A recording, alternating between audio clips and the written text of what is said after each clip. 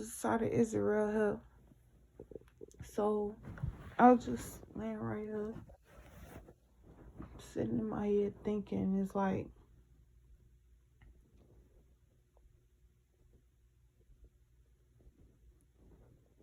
if you stay stuck in your head all the time and you not paying attention to what's around you, if you're not looking and being aware of what's right there in front of you, if you're not using your senses and you going off of what everybody else said and what everybody else say or what everybody else doing, you selling yourself short of your own power, because you giving yourself away to all of these people and you not even giving to yourself. Like, we tend to we can literally get lost and lose a lot of time in our mind. And in saying that, like, for instance, someone could be saying something to you and you don't hear nothing that they said. All you heard is what you wanted to hear. Literally. Because all that you wanted to hear is what was processing in your mind, what was going on in your mind. Because as they was speaking, you was in your head thinking, so you didn't even hear anything of what they said. And that comes with learning how to listen. Like, it's a difference between listening to understand and listening to respond. Like, a lot of people say that they want you to vent to them, but then they begin to immediately respond to what you're saying, and it's like, you said you want me to vent to you, you said you want me to talk to you, but you're not even listening to understand what I'm saying to you. You just want to respond and tell me what you think about what I'm saying. And it's like, that's cool. When I ask for your, like, if we having a conversation on helping me elevate through that, okay, if you have advice, that's cool. But if you don't even understand the situation enough, then how can you respond to something that you don't know? Like, that's like trying to give a book report on a book you never read. And you feel like just because you looked at the title and the cover art, you know what the book about. And it's like,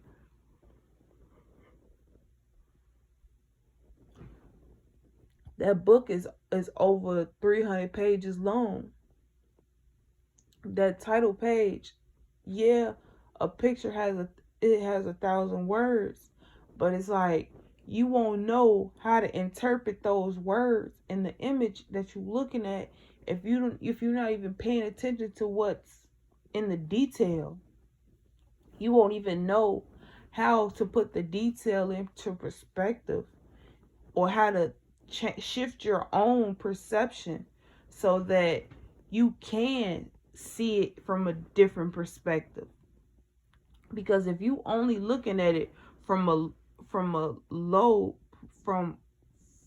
if you only looking at it from the bottom, you won't ever see how it'll look from the top. Just like a 6 and a 9. I could be looking at a 9, but the person that's in front of me, they could see it as a 6. Because we are mirrors of each other, we can't see the same thing. That's why communication is key. If you so stuck in your mind, you won't be able to see what I see, and I won't be able to see what you see. And it's like, that's literally why we are here as people. We are here to communicate with each other and elevate our consciousness so that we can evolve as a collective. But we're not able to reach that level of success until we communicate and have those tough discussions and really take heed to what's being said, and then we have to understand ourselves to understand each other. And that can only happen if we understand the bigger picture. Like, you can't expect to get maximum benefit if you giving minimal effort.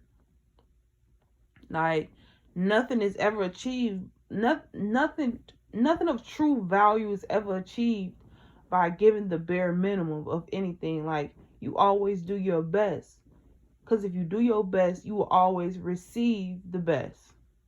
Like, I just heard Kevin Gates said, he said that when they said expect the worst and prepare for the best, he said he don't do that shit. He expect the best and he worked for the best. And if it do fail, then it was just a test, and that's all life is. It's all lessons and blessings. Whenever you fall, you get up again. That's the lesson. How you do it is what's teaching you. What you do after is your success. Because I love, right now I'm looking at this dude I seen on Instagram. He said that he wanted to jump across the road, and I think he kept trying for a year, and he jumped across the road with clear. I loved it because it was with precision, and it's like you can see his growth over time, and that's what we have to realize as people.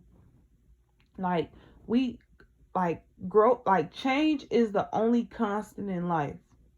It is the only constant. And that is over time. It's not going to happen overnight. You have to be willing to take it one step at a time. And that first come with becoming aware, utilizing your senses. You have to smell things. You have to hear things. You have to see things for what it is, not for what you want it to be, for what it is. You have to feel things.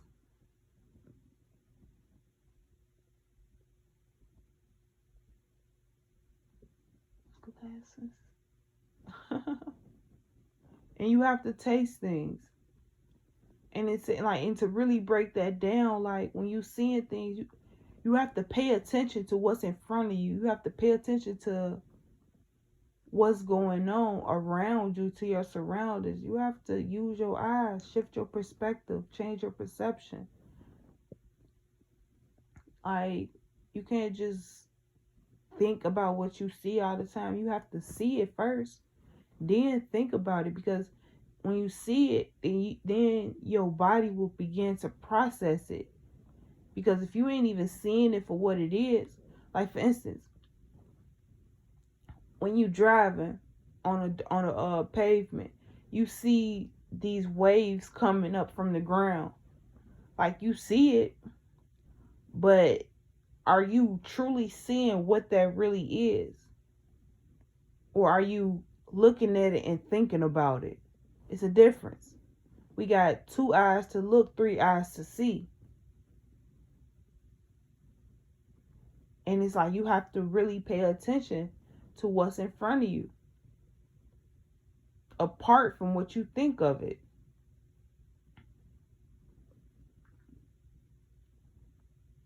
When it comes down to smell, you have to be willing to sniff out the crap. Our sense of smell is connected to our memory. So a lot of times, like a lot of people, like when they smell things, is because they encountered that particular thing a lot. And it's like, if you never encounter something, you won't know what that smell is. And the same with taste. You have to taste things. Like when it comes down to food, that's why they say you're supposed to eat slow and really chew your food and break it down, so that you know what it is that you are tasting. You know what it tastes like. You know that it's easily digested. You know that it's fulfilling to you, because you know you appreciating it. You have to be willing to taste your plate, taste your entree. And that comes down to hearing. Like, our ears is the only organ in our body that continues to like to function. Like, even when we sleep, our ears are still working. We are unconscious, but our ears are still working. Because if something was to happen, that's going to be the first entry point to our trauma response. Because it goes through your ear and it travels throughout the rest of your senses. So it's like you got to pay attention to what you feed in your mind. You got to pay attention to what you hearing around you. Because if you surrounded by a whole bunch of negativity, that's going to seep into your inner being. And that's going to affect your inner knowing, because you only know what you know.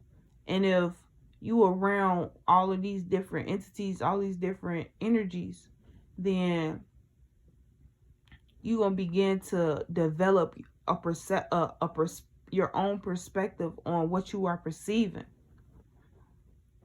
And that is your inner knowing, because you only know what you know. You don't know what you don't know. And it's like, that's why you have to really pay attention to what you are listening to, what you are paying attention. You have to actively listen to things.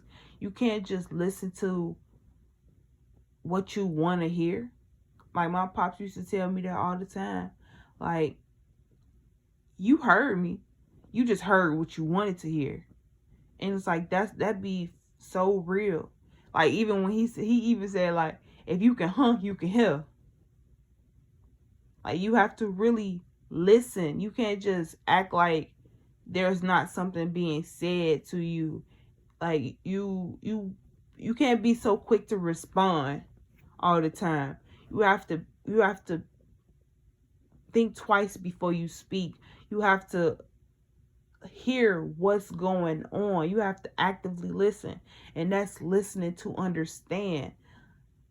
Act like that's paying attention, asking questions, going off of that, like feeding energy into that person as they feed the energy into you. You gotta be flowing getting that trinity flowing, so that you can get you can have an efficient and effective conversation, or like an efficient or effective way of communicating, because it's not always conversation that's being communicated when it comes down to communication, I mean. But then also, like, feel. Like, you have to feel things. And in saying that, when, like, for instance, I just lost my auntie a few days ago, and I've been going through the stages of grief. I've been making myself process what's going on in the way in which it is. Not for what I want it to be, but for the way I see it is. Exactly how I see it is. And I move accordingly. You can't just think that just because you feel you crying about it, that you feeling it. No, it's levels to it. You cry and you release what you are crying about. Because, like, you can sit there and cry and bottle up all those feelings, because you're not even putting words to your suffering. You're not even saying what's going through your head. You just crying about it, and you letting your mind wonder about what's all going on. And it's like your mind it can be constructive and it can be destructive. And in the times of fear and uncertainty, it's going to be more destructive than it will be constructive, unless you have that coping mechanism to be constructive. If you don't even have the ability to be constructive through destruction, if you don't have that ability to create order when in chaos, then you won't be able to see things clearly, and your own inner compass will throw you off, because you aren't paying attention to the proper guidance.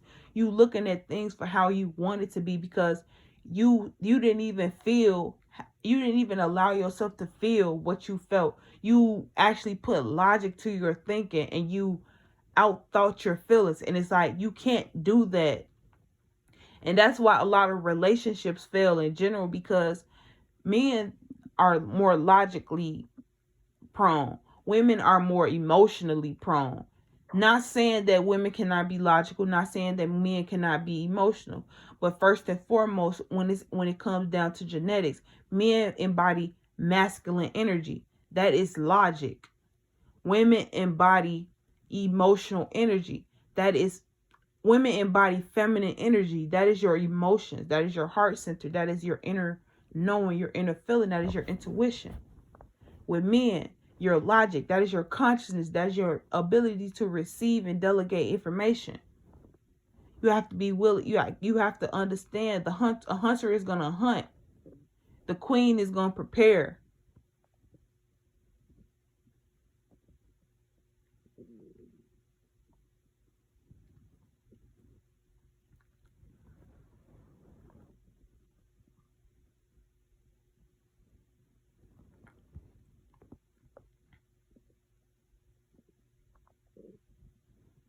And all five of your senses come back to your inner knowing. That is your sixth sense. And it's like when you really become aware when you really become aware and in tune with your five senses, then you can connect with your sixth sense, which is where all of them come together to your inner knowing. That's the only way you can say that you know something, is because you sensed it enough. So like Spider-Man, he was in tune with his senses to where he began to develop spidey senses that sent him to places. He was able to trust his intuition that's put him into places where he was there to save people. How else would he know where to go? It's because his senses were activated. The spider made him hyperactive, made him hyper aware. And it's like once you become aware of something, then you gain that knowing, and that's your acceptance on it for what it is. And you have to be willing to go through that process, because once you accept something, now you have to hold yourself accountable for it. And it's like in holding yourself accountable for it, you have to create actions on doing better than you did before you became aware of it. And it's like that's all life is. It's about processing the lessons and the blessings that come to you. It's not about avoiding them. When you avoid them, you repeat them until you become what you are avoiding. And it's like Kevin Hart was saying, like I'm forever keep bringing this up. Like he said that you can't have time. We don't have time to be stuck in that same hurt kid. Like who wants to still be that hurt kid at 5 years old, wondering why the world is like this, why your parents is like this, why they treating you like this? Because they got their own damn trauma. And now they gotta raise a kid, and they don't even know how to raise this kid because they going through their own damn trauma. That ain't got nothing to do with you. You don't need to internalize that. Heal yourself so you can show your parents how to heal themselves. Because that's why we are here. Our ancestors, our elders, they don't know how to heal themselves. They've been conditioned to this world. Their minds are shackled to a perception that's not even theirs. They don't even know how to shift their perspective because they've been accustomed to not even acknowledging their own perspective. Not everybody, but most of them have. And it's like we were sent here, our generation and the ones younger than us were sent here were called to do some things that was never done before. In order to get something you never had, you have to be willing to do something you never did. Like, everybody talk about world peace, but nobody want to give themselves peace of mind so that we can create world peace as a collective. Like, it's levels to this shit. You can't just and expect it to come. No. Life don't work like that.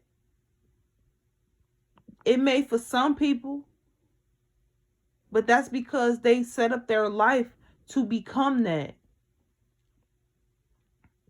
But everybody don't have the same tools in their toolbox. Some people got an abundance of tools. Some people have a scarce amount of tools. But at the end of the day, you have to work with what you got to get what you need and what you want. And it's like, how can you make the best use of your daily allowance of 24 hours? Like I love the song "Wake Up Everybody," but I like the newer version with the remix that got Brandy, Missy Elliott, Eve, all of them on there, because Trick Daddy said in the song, he said, "The world won't get no better if we don't let it." But I like his entire verse because it speaks so much life into the state of the life that we living in. Like, if you gonna make a kid, you should make them the smartest. Let them know good and bad, right from wrong, how to roll with the punches when life moves on. Like, we can sit here and complain about all the things that's hurting us, but the world won't get no better if we don't let it. That's why we gotta open our minds, and keep faith alive. Like, and it's saying that you have to use your real eyes to realize real lies and do what you were called here to do. Don't try to listen to what everybody else think of what you're doing. Nobody needs to validate your calling. You and God made that plan. Like Jeremiah 29:11 say, "For I know the plans I have for you, plans to prosper you and not to harm you, plans to give you hope in the future." Like, your destiny was already written. Your fate, it comes from the choices that you make. So you can alter your future. You are the narrator of your future.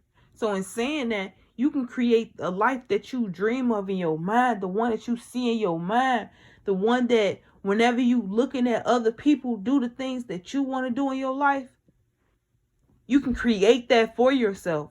But that first comes with you shifting your perspective and changing your perception on life. How are you making use of your daily allowance of 24 hours? How are you cultivating that strong sense of awareness so that you can gain that knowing that things will be better eventually?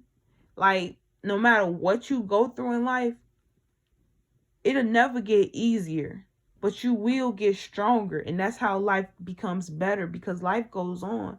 Like, you can't stop because you feel like the world is not going to stop because you feel like you need a break. You can sit there and lay in a bed all day, every day. The world going to keep going. You can lay in that bed for a whole year, and it's still that year still is going to pass. It's not going to stop because you didn't want to get out the bed. It's going to keep going. And that's what grief is. You have to be willing to go through those motions. It's a process. It's not a snap of the finger. It's not magic. No, you have to feel that shit in order to get through that shit. And in doing that, you have to be real about the shit that you're releasing out your body. You have to wipe your own ass. You have to flush your own fucking toilet. You have to wipe that fucking toilet seat every once in a while. You got to spray some air freshener. You gotta wash your ass, and you gotta wash your ass with some soap. Like, you have to eat different. You have to feed your body different because you are what you eat. So if you having a hard time releasing your shit, well, maybe it's something that you eating that's clogging up your digestive system. That's probably why your gut hurting. That's probably why you up and you can't go to sleep, because your food not able to digest, because it's a blockage, because of the way you eating. And that comes with, you have to become aware of stuff like that. Ain't nobody gonna tell you what's like true. Can't nobody really tell you what's going on with your body unless you take the time to realize what's hurting on you.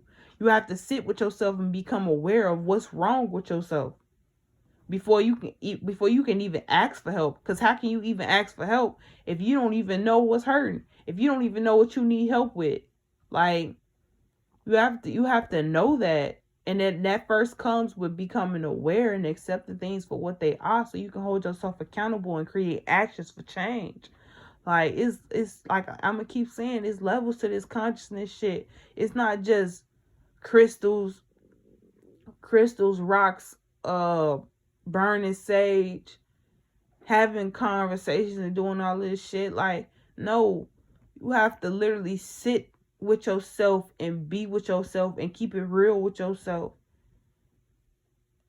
Like, you have to connect your mind, body, and soul.